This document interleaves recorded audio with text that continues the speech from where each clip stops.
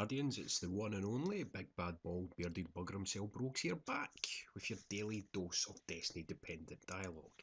In today's episode, we're going to be looking at quite possibly the worst exotic weapon in the game, the Fighting Lion grenade launcher, aka the shit shot, aka the poop shoot.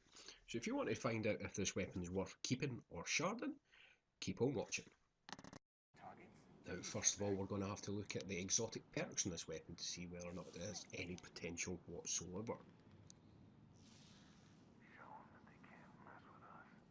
Now, the first exotic perk on this weapon is delayed gratification.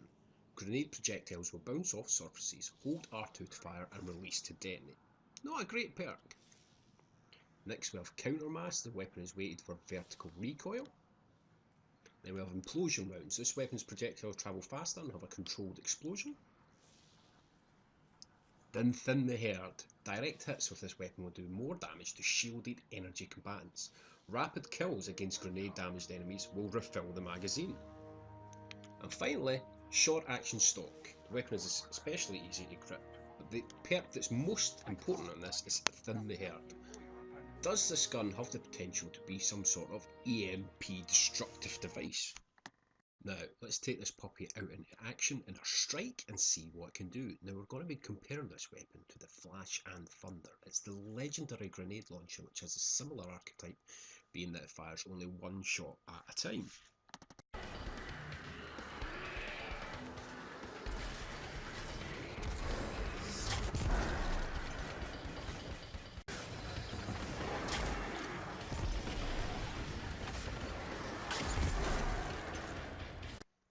Now, what we could see there is that the gun itself did impact damage of 291, which isn't great. You got further blast damage of 281, which also isn't great. Now, the fire rate at 72 rounds per minute is pretty decent. So, theoretical max DPS with this gun, if you were never reloading it, was 686.4 damage per second, which against an unshielded target isn't great. You're going to struggle to take down anything above a dreg with this gun.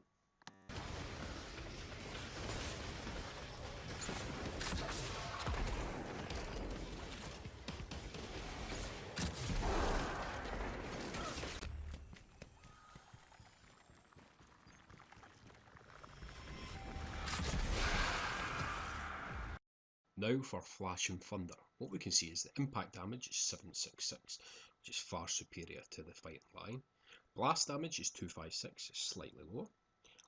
RPM, rounds per minute, is 60, so the theoretical max DPS on this gun is 1022. Now this gun has a far easier time taking down normal unshielded enemies, but the thing to remember about the Fighting Lion is it's supposed to be used against shielded enemies, so what difference will that make? Well, let's see.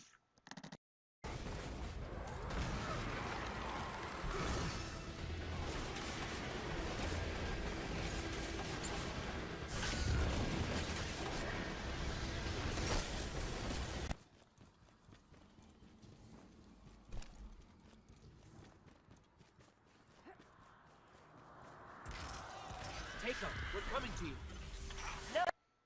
Now, what we saw there is this gun is incredibly effective against shields. Firstly, the impact damage is way up to 939, then the secondary blast damage is at 559, and then thirdly, it actually does kinetic damage right at the end of 414 once the shield comes down. Now, the theoretical max DPS now is a astounding 2294, meaning this gun absolutely shreds shields.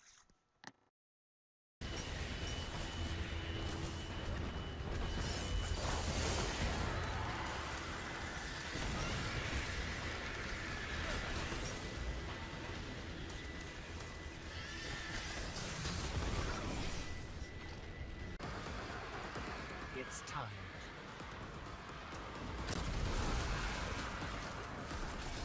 And the results are in for the Flash and Thunder. Now, as we see, impact damage is lower at 683, but blast damage is still way higher at 1153.